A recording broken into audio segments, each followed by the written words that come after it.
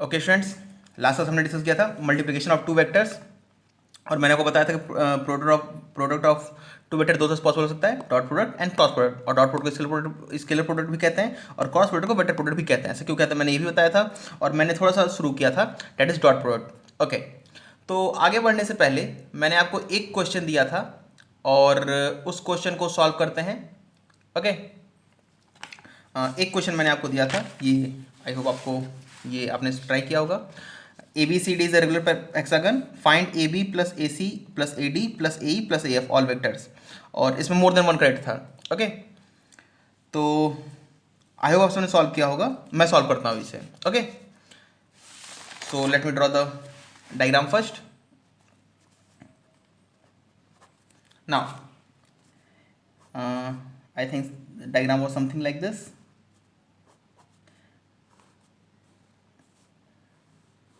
And this point was A B, I think. Okay, एक बार देख लेते हैं। या A B C D E, A B A C A D A E A F. Okay, so this is A B C D E F and we need to find out A B vector plus A C vector plus A D vector plus A E vector plus A F vector. Now चूंकि ये regular hexagon है तो मैं कह सकता हूं all sides will be equal, side length of all will be equal. Now मैं सबसे पहले आपको रिप्रेजेंट कर देता हूं what is A B vector. तो आई होप आपको क्लियर होगा। This is okay, let me use some other marker. I think this marker is done now. This is A B vector. Okay, now this is A C vector and this is AD and this is AE vector और ये होगा हमारा AF vector. इन सब का हमें vector addition निकालना है, इसको वेक्टर ऐड करेंगे तो इस कितना आएगा। अच्छा, यहाँ पे एक और पॉइंट दिया था, यहाँ बीच में कहीं दिया था AO, centre of the hexagon. Now अगर आप, मुझे नहीं पता आपने अप्रोच कैसे किया, मैं आपको एकदम सिंपल अप्रोच बताता हूँ। चूँकि अच्छा अगर मैं इसे पहली बार सॉल्व करता तो मैं भी बहुत सारा कंफ्यूज होता और मैं बहुत सारे लिखता, लेकिन जब मैं, चूंकि मैंने पहले भी सॉल्व किया है तो मैं इसको एक स्टैंडर्ड तरीके से लिखता हूँ। और आपने जैसे भी सॉल्व किया, अगर आपका आंसर वही आया जो आई थिंक 6AO नहीं शायद 12AO शायद आंसर आएगा, जो भी इसके मतलब एंड में आंसर आएगा, अगर वो आपका आया है तो आपका तरीका कोई भी हो वो सही है। Okay, now let me write first A C vector, क्योंकि ए बी वेक्टर तो क्लियर आपको दिख ही रहा है, ये है ए बी वेक्टर। तो A C vector if I write, so I can write it as A B vector AC vector is equal to AB vector plus BC vector. Okay, now if I want to write AD vector, so this will equal to AB vector plus BC vector plus CD vector। ये होगा CD vector C से D की तरफ ऐसे। Okay, अब BC vector B से C की तरफ, AB vector A से B की तरफ। नाउ मतलब जितने जो भी वेक्टर आपको लिखे हैं उसमें दो आपको रिप्रेजेंट, दो लेटर्स आपको दिख रहे होंगे, ए D A E A F. तो जो पहले लिखा है वो इनिशियल पोजीशन है, मतलब उसकी वेक्टर का टेल है, और जो बाद में लिखा है उसका हेड है, और आपको डायरेक्शन भी ऑटोमेटिकली क्लियर होगा। Now A D vector, now A E vector if I write, so A E vector will be equal to A B vector plus B C. अच्छा, नॉर्मली अगर मैं बी सी सिंपल हो तो मेरा मतलब vector सही है। ओके, मैं प्रोनाउंस अगर ना करूँ तो भी, plus C D vector and plus DE vector. Now next one is AF vector. This is equal to AB vector plus BC vector plus CD vector plus DE vector plus EF vector. Okay, now अगर मैं, अच्छा चलिए मैं एक और लिख लेता हूँ आपको क्लियर हो। AB vector is equal to AB vector। ऐसा क्यों लिख रहा हूं, क्योंकि मुझे सिंपल ऐड करना है। अब देखिए 1 2 3 4 5 इक्वेशन लिखी हैं, अब पांचों को ऐड कर लीजिए, इन पांचों इक्वेशन को ऐड कर लीजिए। तो एलएचएस में क्या मिलेगा आपको एलएचएस में मिलेगा ए बी वेक्टर, मतलब ये मिलेगा, ये जो ऊपर दिख रहा है ना, यही नहीं जो मैं निकालना वही मिलेगा। A B vector, A C vector plus A D vector plus A E vector plus A F vector. This is you will get somewhat. Now अगर आप मतलब थोड़ा सा और इस पर ध्यान दें तो आप पाएंगे कि देखिए यहाँ पर जो ए बी वेक्टर है और जो डी ई वेक्टर है ये एक दूसरे के निगेटिव होंगे, क्योंकि डायरेक्शन जस्ट रिवर्स है और मैग्नीट्यूड सेम है, so I can write as, मैं कुछ और लिख सकता हूँ यहाँ पर, देखिए I can write somewhat as A B vector is equal to minus D E vector. Okay, मतलब जो ए बी वेक्टर है वो डी वेक्टर का निगेटिव होगा, क्यों? Magnitude same, direction reverse. One other I can write that B C vector is equal to minus E F vector. F E vector मत लिखिएगा, गलत हो जाएगा। एफ ई वेक्टर तो आपका A B F E vector और B C vector same होंगे, ठीक है, ये होगा आपका एफ ई वेक्टर।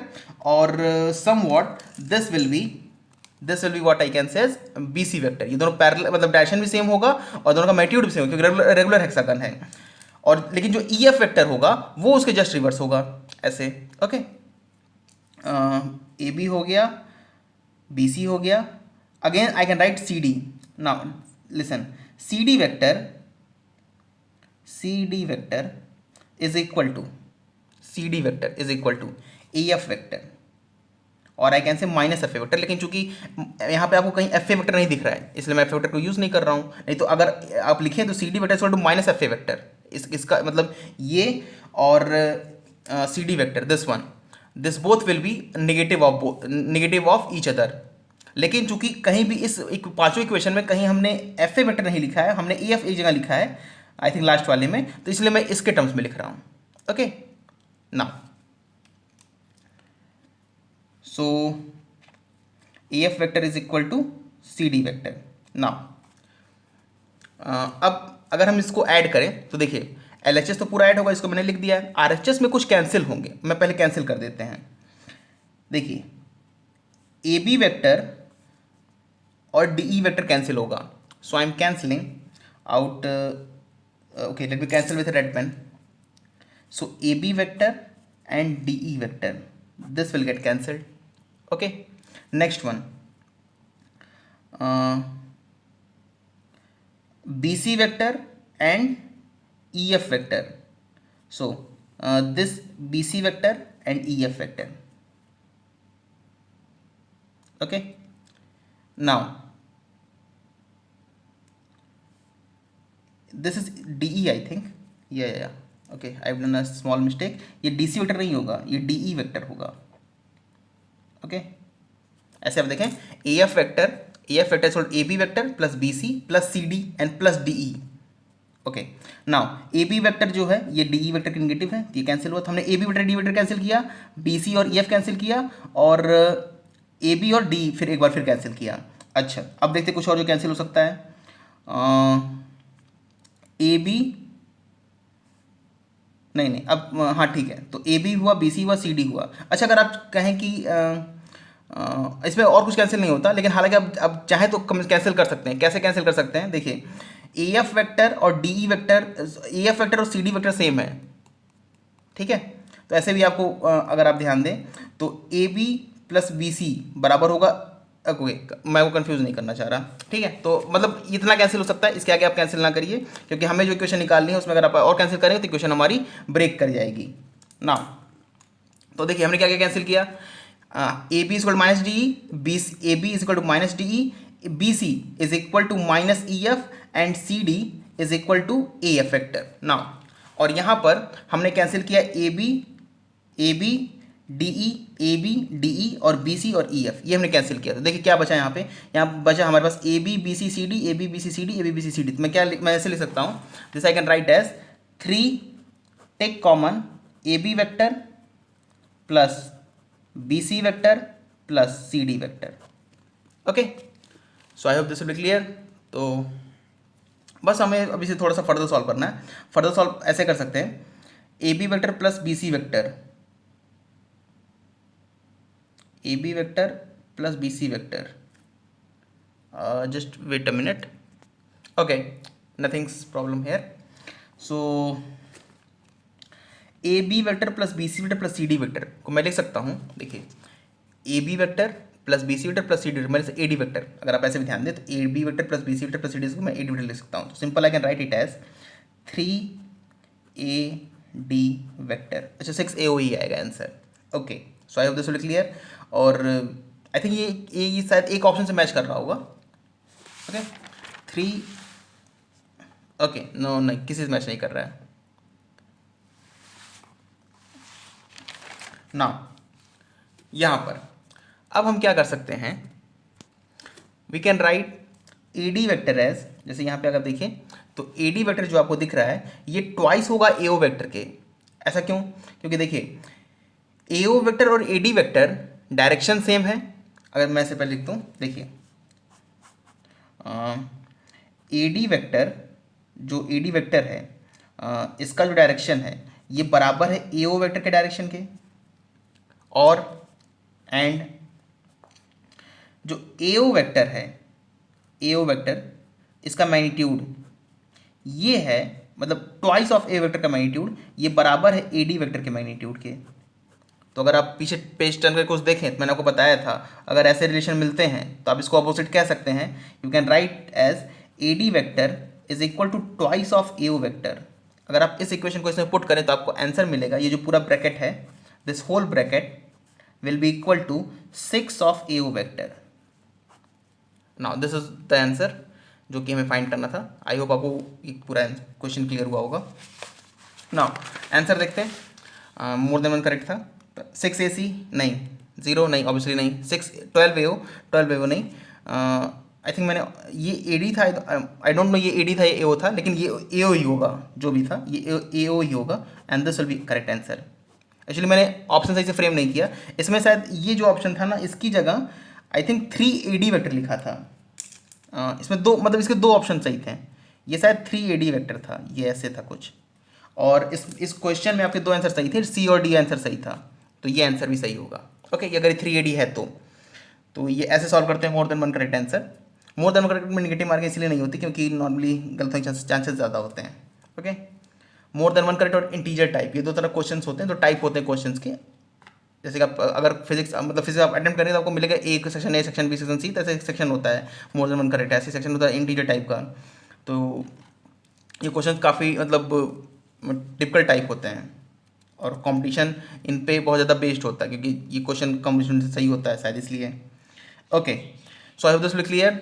अब हमें लेकिन डॉट प्रोडक्ट शुरू करने, मतलब आगे बढ़ने से पहले डॉट प्रोडक्ट में मैं आपको एक पॉइंट क्लियर करना चाहता हूँ, जो कि था, मैंने आपको बताया था कि मैग्नीट्यूड ऑफ ए, अगर ए वेक्टर मैं लेता हूँ ए x plus A Y plus A Z, मैंने आपको यहाँ पे, और मैंने ये क्लियर किया था, बस ये क्लियर नहीं किया था।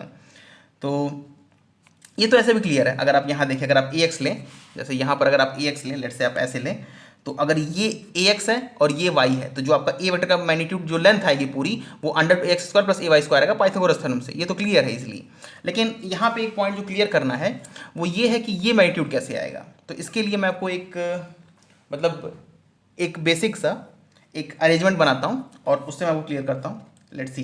ओके, देखिए ये मैंने कुछ मतलब तीनों कोऑर्डिनेट्स को रिप्रेजेंट कर ली, क्योंकि ये अगर आप देखें इसे तो ये तो एक 2D प्लेन पे बना है ना, तो इसको बेसिकली ये कैसे रिप्रेजेंट, ये इस तरह है। अच्छा, इधर y है, तो y को मैं कैसे करता हूँ, ऐसे, या सी, आई डोंट नो अगर तीनों ऐसा कोई एक साथ क्लियर हो रही है। देखिए ये x है, this one is y and this one is z, ये z है, ये x है, ये y, ये जो डायग्राम को बनाया गया है वो इसका रिप्रेजेंटेशन है। इसको थोड़ा सा टिल्ट करके इसीलिए बनाते हैं ताकि आपको ये क्लियर हो, x y z। Okay, so I hope कोई क्लियर होगा। नाउ अगर यहाँ पर मान लीजिए मैं लेता हूँ, मान लीजिए इसी में मैं ऐसे एक ऐसे वेक्टर लेता हूँ, ऐसे इस तरह, let me mark with some other vector, या okay, I am taking it as that. Okay, तो ऐसे है कुछ, मतलब तीनों, ये x में भी है, कुछ y में भी है और कुछ z में भी है। तो ये जो टिप आपको दिख रही है इसका कोऑर्डिनेट होगा कुछ x, y, z, let's say x, y, z। तो ये x में कितनी दूरी है, तो ये x में x दूरी है। आई होप आपको क्लियर हो रहा, कंफ्यूजन नहीं हो रहा होगा। जैसे कि मान लीजिए इस पॉइंट पर अगर आप देखेंगे तो इतना दूरी होगा ये x में, ओके, और y में ये कुछ, अगर मैं इसे मतलब हिलाऊं ना तो ये पॉइंट पे स्थिर रहे, तो देखिए ये जो दूरी होगी ये होगी y वाली, मतलब इसके पैरेलल ना, और ये जो दूरी होगी ये होगी x वाली, मतलब ये x है। जैसे ये देख, आई होप आपको दिख रहा होगा, जैसे कि मैं इसे पकड़ लेता हूँ, तो ये जो लेंथ है ये देख रही है, ये x होगा और ये y होगा, तो मतलब ये जो पूरी लेंथ होगा ये होगा मेरा y, and this will be X, और ये जो ऐसे दूरी होगी, ऐसे ये length, okay wait a minute, let me hold it properly, okay ना। तो ये जो दूरी होगी, ये लेंथ, ये होगा हमारा z, इतना जो लेंथ होगा वो होगा z, ये ऐसे होगा। तो देखिए अगर आप इसको मतलब आप ऑब्जर्व करें तो आप पाएंगे कि ये जो लेंथ आपको दिख रही है, ये लेंथ, ये जो ऐसे लेंथ आपको दिखेगी,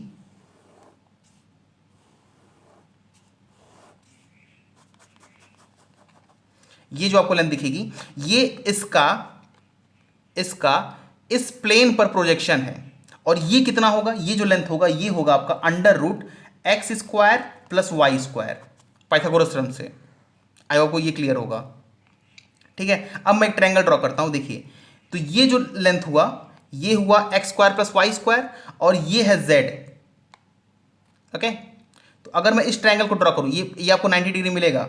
मैं ऐसे दिखाता हूं, let's say I am taking a piece of paper, तो ये एक पीस ऑफ पेपर है और ये है लेंथ। तो अगर मैं इसको ऐसे ड्रॉ करूं, ऐसे करके, ऐसे, तो देखिए ये आपको एक मतलब ये आपको एक मतलब राइट एंगल ट्रायंगल मिलेगा। ये आपका under root x square plus Y square है, इतनी दूरी z होगी, और ये होगा आपका मैग्नीट्यूड का लेंथ जो आप निकालना चाहते हैं। तो late me draw it somewhere, मैं इसे ओके मैं इसे ड्रॉ करता हूँ। ओके, सो इसी पे हम कहीं ड्रॉ करते हैं, लेट्स से, चलिए मैं इसे ड्रॉ करता हूँ। Okay, so I am drawing it a very small one. Okay, तो अगर आपको याद हो तो मैंने कैसे ड्रॉ किया था, देखिए ये था, ऐसे कुछ था, और मैं अगर आप इसको ऐसे देखें तो देखिए ये होगा under root square Y square, इतना होगा z, और ये होगा वो लेंथ जो हमें निकालनी है, magnitude of a।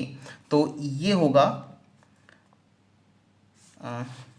This will B magnitude of a, जो कि हमें फाइंड आउट करना है।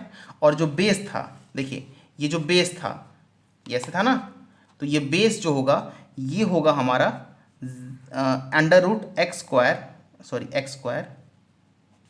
प्लस वाई स्क्वायर, और ये जो हमारी हाइट आएगी ये 90 डिग्री होगा, एंड दिस विल बी ए, और ये होगा हमारा z। तो अगर आप फिर से पाइथागोरस अप्लाई करें तो आप पाएंगे कि जो मैग्नीट्यूड ए आएगा वो इतना ही आएगा।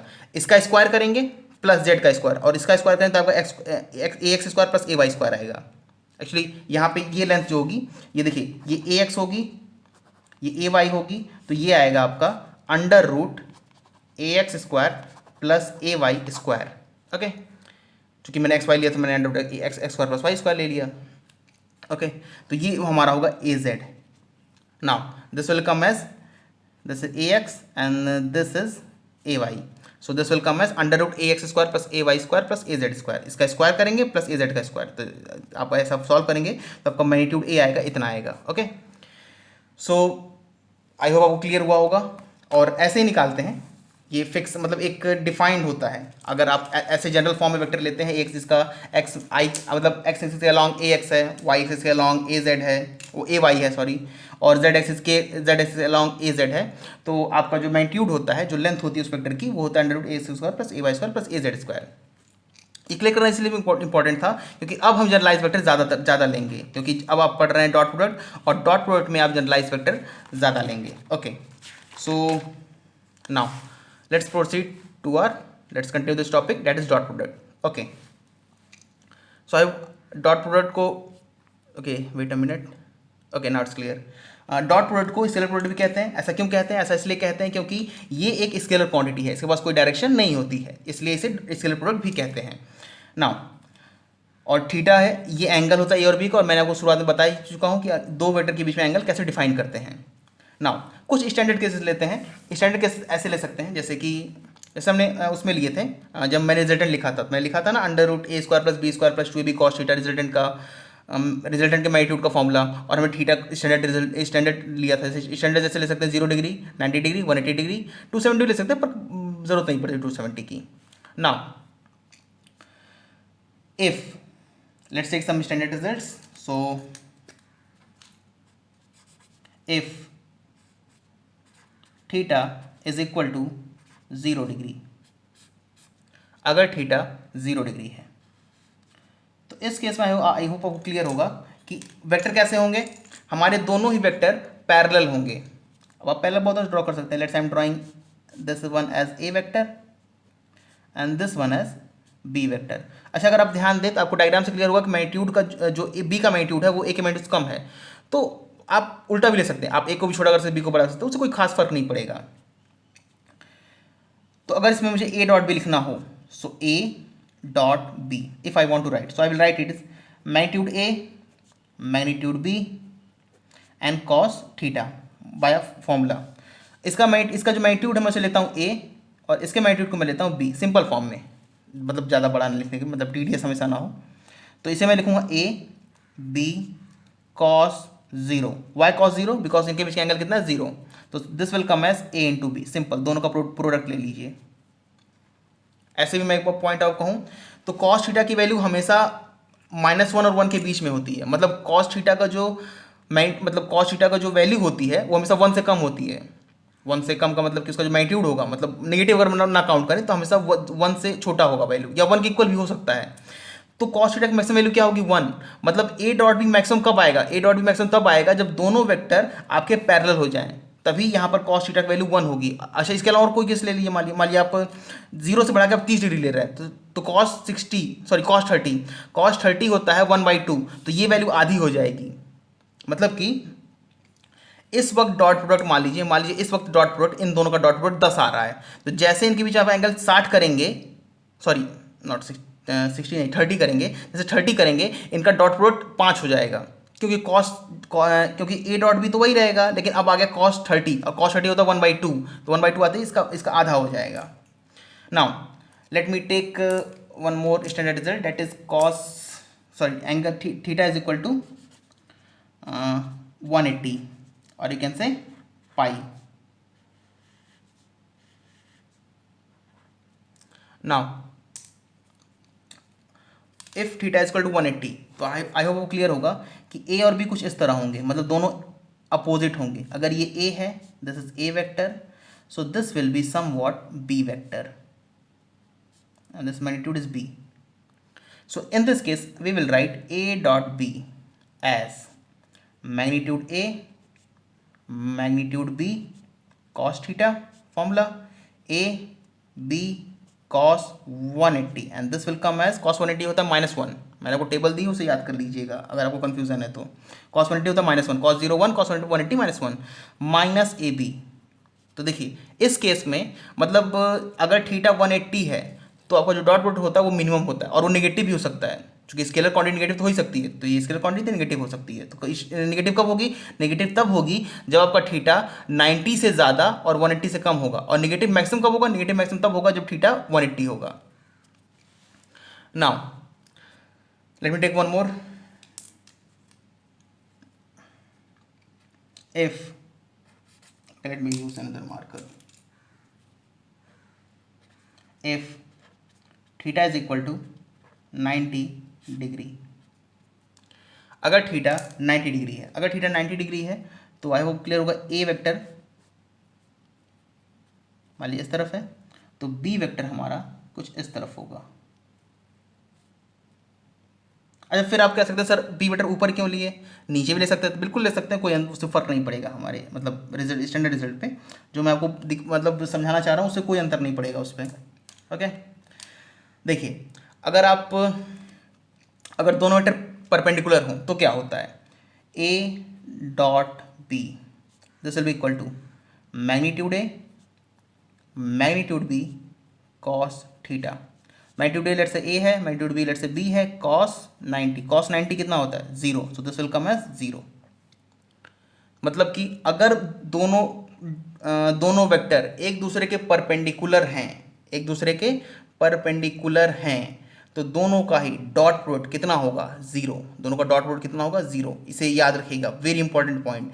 कभी भी अगर आपसे दो प्रोडक्ट, मतलब मैं अभी बता दे रहा हूँ, अगर आपसे कभी भी दो प्रोडक्ट परपेंडिकुलर प्रूव करना हो, दो प्रोडक्ट को, एक क्वेश्चन में पहले किया है, मैं इसको फिर से सॉल्व करूंगा डॉट प्रोडक्ट का यूज करके, मैंने शायद कहा भी था वहाँ पर।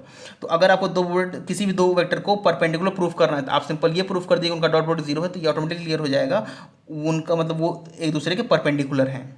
ओके, अच्छा, ऐसा नहीं है कि हमेशा जब भी जीरो आए तो परपेंडिकुलर ही है, ऐसा ज़रूरी नहीं है, लेकिन यूँ सोचिए ऐसे आप देखिए ए बी कॉस थीटा तीन ही टर्म है, तो इसको जीरो होने के लिए जीरो कब हो सकता है, या तो ए जीरो हो मतलब ए एक जीरो वेक्टर हो, बी जीरो हो मतलब बी एक जीरो वेक्टर हो, या फिर थीटा जीरो हो मतलब कॉस थीटा जीरो हो, थीटा 90 हो, कॉस थीटा जीरो हो, तो कॉस थीटा जीरो तो कॉस थीटा जीरो तब होगा जब थीटा 90 हो, मतलब तीन केस हुए हैं, ए जीरो वेक्टर हो, बी जीरो वेक्टर हो, या दोनों परपेंडिकुलर हो। अगर आप ये प्रूव कर दें कि ए नॉन जीरो है मतलब ए का मैग्नीट्यूड जीरो नहीं है, बी का मैग्नीट्यूड जीरो नहीं है, और उनका डॉट प्रोडक्ट जीरो है, तो ऑटोमेटिकली क्लियर हो गया कि उनका थीटा 90 है, मतलब वो दोनों कैसे हैं, एक दूसरे के परपेंडिकुलर हैं। इसीलिए कभी भी अगर आपसे दो वेक्टर परपेंडिकुलर प्रूफ करने को पूछता है तो आप सिंपल सा ये प्रूफ कर दीजिए कि सिंपल ये प्रूफ कर दें कि उनका डॉट प्रोडक्ट जीरो है और वो दोनों ही नॉन जीरो वेक्टर्स हैं, तो ये ऑटोमेटिकली प्रूफ हो जाएगा कि जो जो आपके दोनों वेक्टर्स हैं वो एक दूसरे के परपेंडिकुलर हैं। Okay,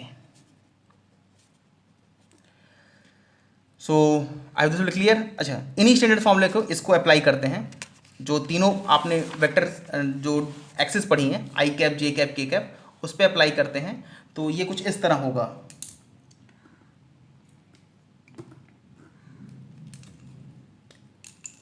let's say this is X axis,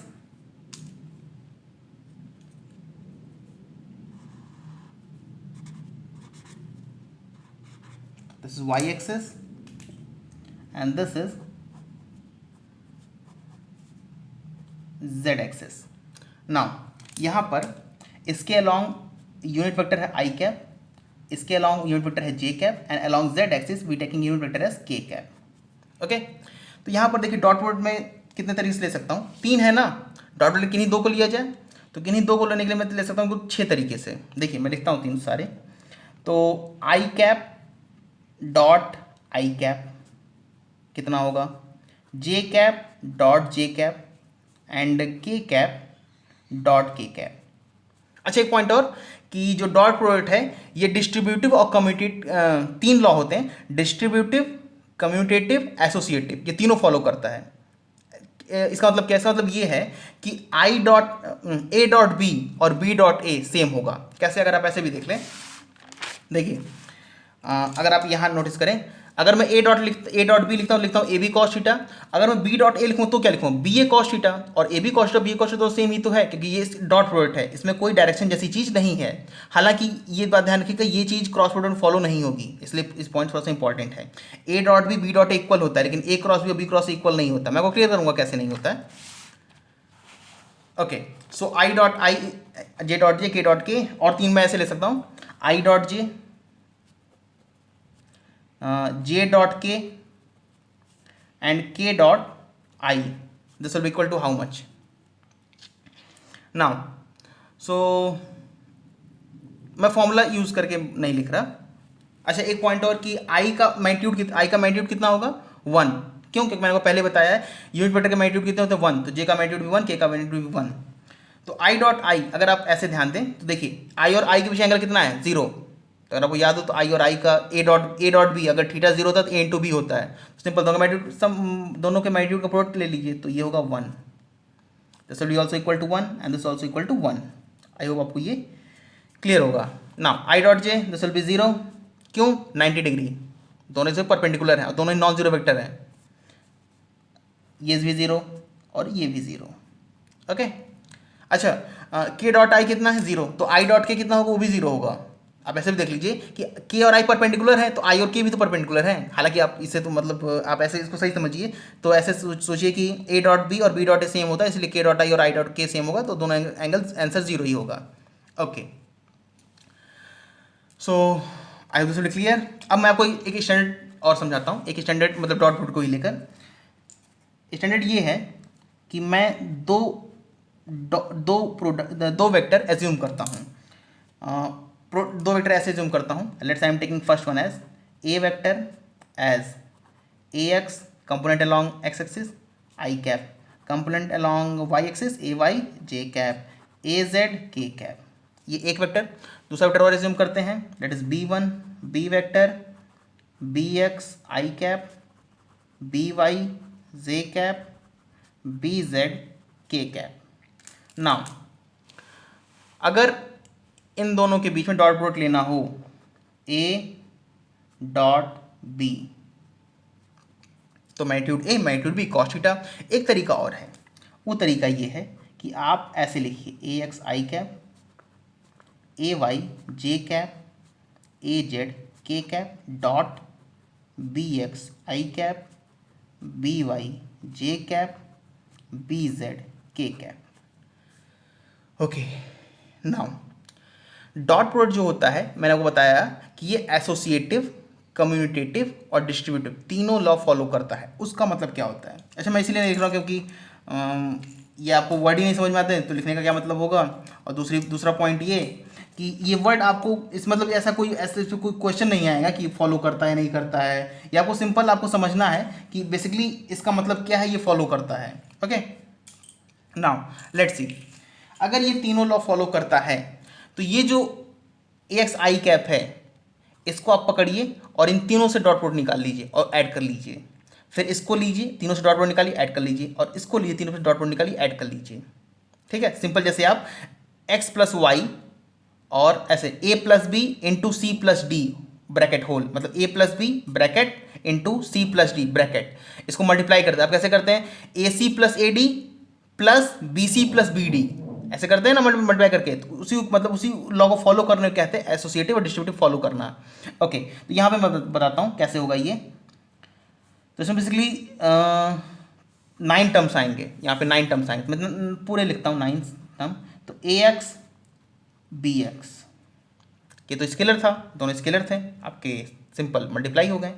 आई और आई ये दोनों क्या है? ये आपके वेक्टर हैं, तो इनका डॉट प्रोडक्ट ऐसे होगा, I dot I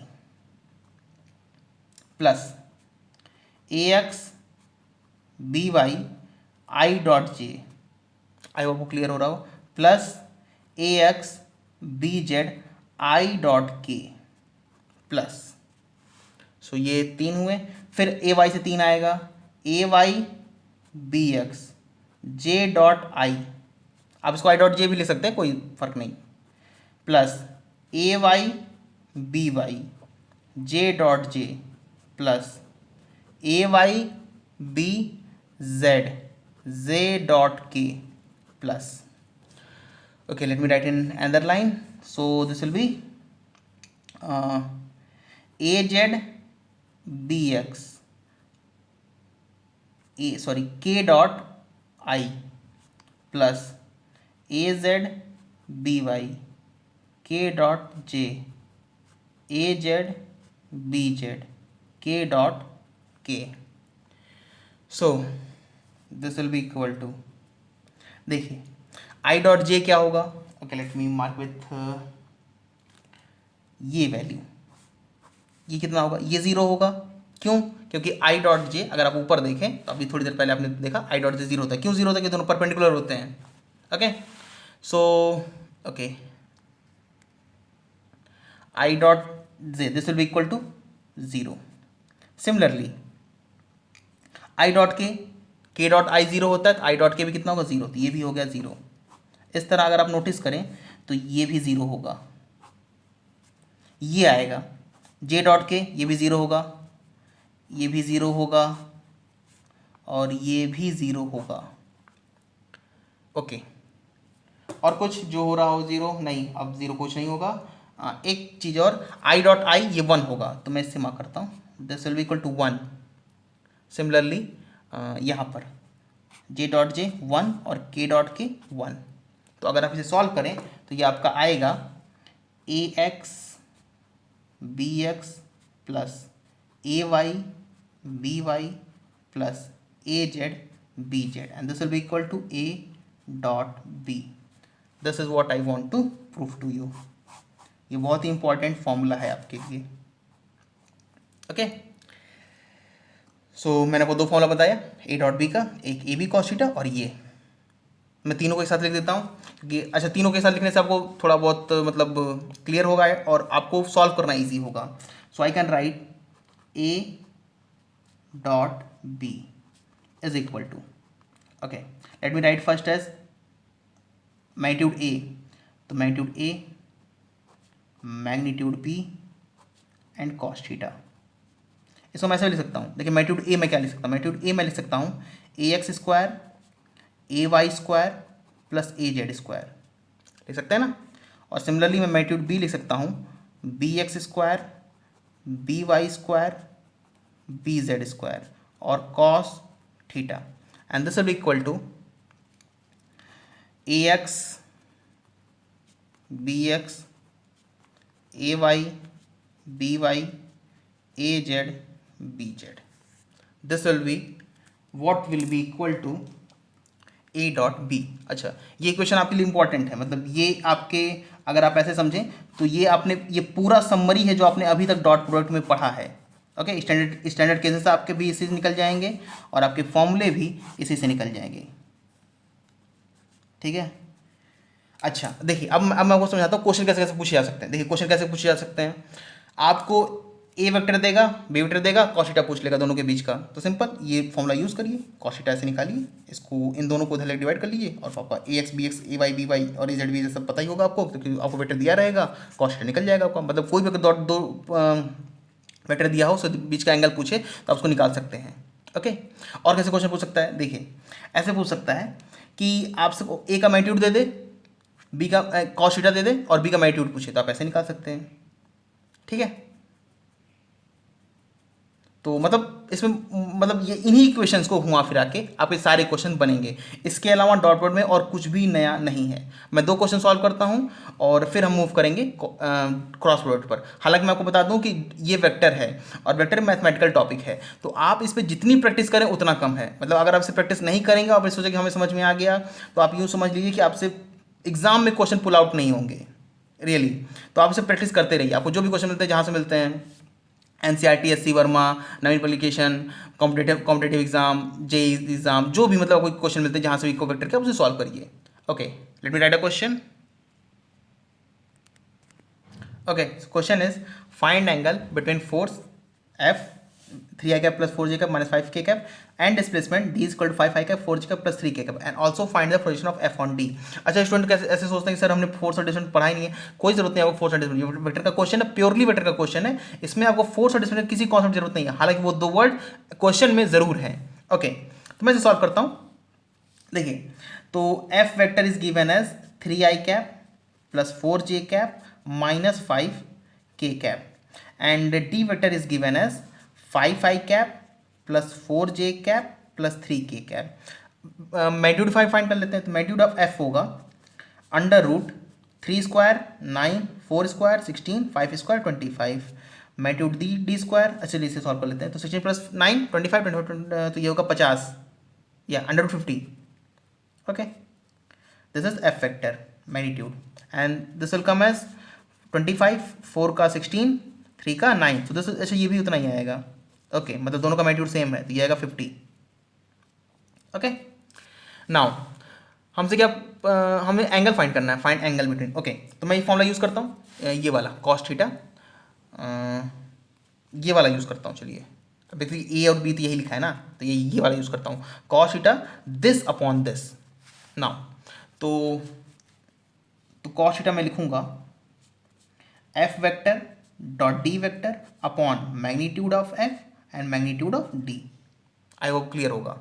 now F dot D अगर लिख लेते हैं 5 नहीं, पहले उसको लिखते हैं 3i cap 3i cap, हालांकि उससे कोई अंतर नहीं पड़ता, माइनस 5k cap और 5i cap plus 4j cap plus 3k cap upon F, ये 50 हुआ अंडर रूट 50 और ये अंडर रूट 50, हालांकि अंडर रूट हट जाएगा। ओके, देखिए इसको निकालने तरीका मैंने बताया, A X A Y plus B X B Y plus A X A Y B X, A X B X था, सॉरी हाँ, A X B X A Y B Y A Z B Z. Okay, तो मतलब ये 3 इस 5 multiply होगा, बाकी सबसे तो 0 देगा, मतलब आई कैप जे से 0 देगा, कैसे मतलब ये मल्टीप्लाई, तो 3 into 5 15 plus 4 into 4 16, this minus, क्यों माइनस, क्या माइनस है, तो 5 इंटू 3 15, ये आएगा 50, तो ये कैंसिल होगा, ये 60/50 कितना आएगा 8/25, 8/25 और 8/25 कितना होगा, अगर 100 से ऊपर नीचे मल्टीप्लाई कर दें तो ये होगा 100 और ये होगा 100 और 800/25, तो 100 होता है 4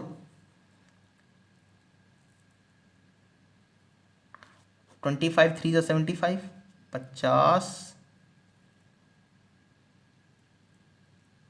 I think some 32, I've done some mistake, 0.32, या okay that's correct. So this come 0.32। Okay आप सॉल्व करिएगा, आपका आंसर इतना ही आएगा। Okay so cos theta will be, cos theta is come as cos theta is equal to 0.32। So theta will be, अच्छा ये point ये स्टूडेंट को कंफ्यूज होता है, theta is equal to cos inverse 0.32। ये सॉल्व करिएगा, आपका आंसर इतना आएगा। ठीक है, cos आप इससे सॉल्व करेंगे तो आपका आंसर मतलब कट पिट के 0.32 आएगा। अच्छा तो यहाँ पे स्टूडेंट को ये सॉल्व डाउट होता है, सर ये क्वेश्चन 0.32 की है तो ये कैसे कर दिए हैं। तो मैं आपको बता दूं कि आपने अभी नहीं पढ़ा है, ये इनवर्स ट्रिग्नोमेट्री का, मैंने साथ पहली बात बताया था कि इनवर्स ट्रिग्नोमेट्री का पार्ट है। आप बस इतना समझ लीजिए अभी के लिए कि अगर cos थीटा बराबर 0.32 लिखा है तो आप ऐसे लिख सकते हैं कि थीटा बराबर cos इनवर्स 0.32, आप ऐसे लिख सकते हैं बस अभी के लिए। अच्छा एक और पॉइंट, एक और चीज़ और क्वेश्चन पूछी गई है, projection of F on D. तो जैसे मान लीजिए एफ, मान लीजिए आपका एफ इधर है, ठीक है। अच्छा 0.32 कितना आएगा, तो मुझे सही से आइडिया नहीं, शायद 70 के आसपास आए, क्योंकि 30 जो होता है वो आता है आपका, नहीं सॉरी गलत देखिएगा कितना आएगा, आप कैलकुलेटर यूज़ कर सकते हैं। ओके 0.32 कितने एंगल के आसपास आ रहा है डिग्री में। अच्छा अब मान लीजिए एफ वेक्टर इधर है और मान लीजिए आपका डी वेक्टर इधर है, तो प्रोजेक्शन का मतलब क्या होता है, एक्चुअली जो आपका डॉट प्रोडक्ट होता है ये बेसिकली प्रोजेक्शन को ही रिप्रेजेंट करता है। अगर आपसे कोई पूछे कि डॉट प्रोडक्ट किससे रिप्रेजेंट करता है, आप सिंपल कह सकते हैं प्रोजेक्शन को। कैसे, एफ का पोजीशन डी पर कैसे होगा, ऐसे होगा कि एफ के हेड से डी पर एक परपेंडिकुलर लाइन ड्रॉ करिए, ये ऐसे। तो अगर आप देखें, अगर आप यहाँ से टॉर्च चलाएं, अगर आप यहाँ से लाइट मतलब टॉर्च चलाएं तो आप पाएंगे कि ये इसकी जो शेड बनेगी, लेट मी रिप्रेजेंट, इसकी जो शेड बनेगी वो ऐसे बनेगी, ऐसे बनेगी ना एफ वेक्टर की। तो यही होता है प्रोजेक्शन, और प्रोजेक्शन हमेशा की स्केलर क्वांटिटी होती है, इसे कहते हैं प्रोजेक्शन। अच्छा ये इक्वल किसके होगा, तो ये इक्वल होगा, अगर ये एंगल थीटा है तो ये इक्वल होगा मैग्नीट्यूड एफ कॉस थीटा। इसे रिप्रेजेंट करने का तरीका, इस चीज़ को ऐसे रिप्रेजेंट करते हैं, इस प्रोजेक्शन को, रुकिए मैं ऐसे लिखता हूँ, ऐसे लिखता हूँ, projection of F vector on D vector, ऐसे लिखते हैं, F vector dot D unit vector, F vector dot D unit vector. अच्छा ऐसे क्यों लिखते हैं, तो मतलब ऐसा, मतलब कि ऐसे टिपिकल फॉर्म क्यों रिप्रेजेंट करते हैं ये तो मुझे नहीं पता, लेकिन प्रोजेक्शन ऑफ एफ इतना ही होगा। कैसे देखिए, ऐसे समझाता हूँ मैं कि देखिए एफ डॉट डी क्या आएगा, magnitude of F, magnitude of D, इसका मैग्नीट्यूड आएगा 1 और आएगा कॉस थीटा। देखिए ये और ये इक्वल है, तो projection of F on D क्या होगा, एफ डॉट डी वेक्टर। हालांकि सिंपल आप चाहते हैं एफ कॉस थीटा आपको क्लियर हो रहा होगा, लेकिन फिर भी अगर लिखना हो तो आप ऐसे लिखेंगे एफ डॉट डी वेक्टर। ठीक है, ये मतलब ये स्टैंडर्ड फॉर्म है, जनरल मतलब स्टैंडर्ड फॉर्म है। ओके इसलिए लिखते हैं, और सिंपल आपको यहाँ कैलकुलेट करना था, कॉस थीटा कैलकुलेट करना था, तो कॉस थीटा तो आपका आ ही गया, कॉस थीटा आया 8/25, और एफ कितना आया, एफ आया ये मैग्नीट्यूड 50, तो ये आया मैग्नीट्यूड 50। अच्छा मैग्नीट्यूड 50 को मैं लिख सकता हूँ 25 × 2 तो 5√2 लिख सकता हूँ मैं इसे, और ये आया 8/25, तो ये 5 8√2/5, इसे सॉल्व करिए कितना आएगा। Okay so I hope this will be clear. एक क्वेश्चन और मैं सॉल्व कर देता हूँ, फिर इस लेक्चर को एंड करते हैं। Okay so I hope this will be clear. आपसे एक बार फिर से सॉल्व करने की कोशिश करिएगा, हालांकि क्वेश्चन बहुत ईजी है, और आप जितने क्वेश्चन आपको मिले आप उसे सॉल्व करिएगा। Let me write the question first. Okay so one question more, ये क्वेश्चन हम पहले सॉल्व कर चुके हैं, मैंने आपको एडिशन से सॉल्व करके बताया था, मैंने बताया था कि इसको एक बार फिर सॉल्व करेंगे। तो सिंपल, ए और बी का मैग्नीट्यूड सेम है, और आपको प्रूफ करना है ए प्लस बी परपेंडिकुलर होगा ए माइनस बी के, और ये दिया हुआ है कि A vector is perpendicular to B vector, A vector is perpendicular to B vector and magnitude of A is equal to B magnitude of B vector, so you have to prove A plus B is perpendicular to A dot b.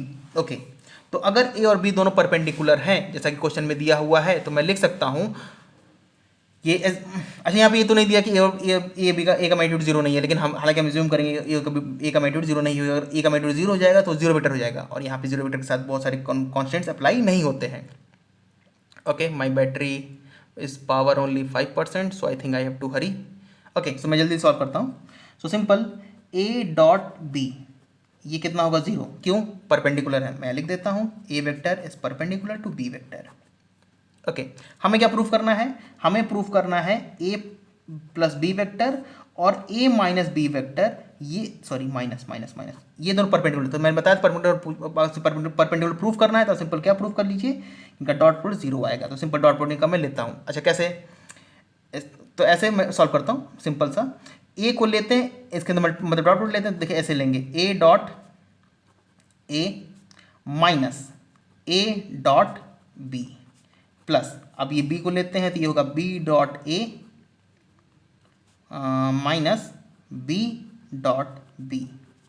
Now a dot a क्या होगा, ए का square, क्यों, देखिए क्या क्या होगा, magnitude ए cos zero, क्योंकि ए और ए के बीच एंगल तो जीरो ही होगा। देखिए अगर ए वेक्टर ये है और यही ए वेक्टर ए है तो इससे इसका एंगल मेजरमेंट कितना आएगा, जीरो, ठीक है, तो कॉस जीरो वन, तो ए और ए डॉट ए लेंगे तो ए स्क्वायर, हालांकि ये भी स्टैंडर्ड फॉर्म है याद रखिएगा। अगर दो वेक्टर सेम हो मतलब एक ही वेक्टर साथ आप फिर से डॉट प्रोडक्ट ले लें तो उसका आंसर कितना होता है, ए का स्क्वायर मैग्नीट्यूड का, माइनस ए डॉट भी कितना है, जीरो, ये तो हमने लिखा ही है, प्लस बी डॉट कितना होगा, अगर ए डॉट भी जीरो है तो बी डॉट ए भी जीरो होगा, ये भी लिखा है, माइनस बी स्क्वायर। अच्छा एक चीज़ और कि हमने लिखा है ए और बी दोनों का मैग्नीट्यूड इक्वल है, तो अगर ए डॉट बी मतलब ए और बी इक्वल है तो ए स्क्वायर और बी स्क्वायर भी इक्वल होगा, तो ये क्या लिखा है, ये लिखा है हमारा A square minus B square, तो ये भी किसके बराबर होगा, जीरो, तो A plus B dot A minus B ये इक्वल हुआ जीरो के, तो so we can say hence proved that A plus B equal to A vector minus B vector.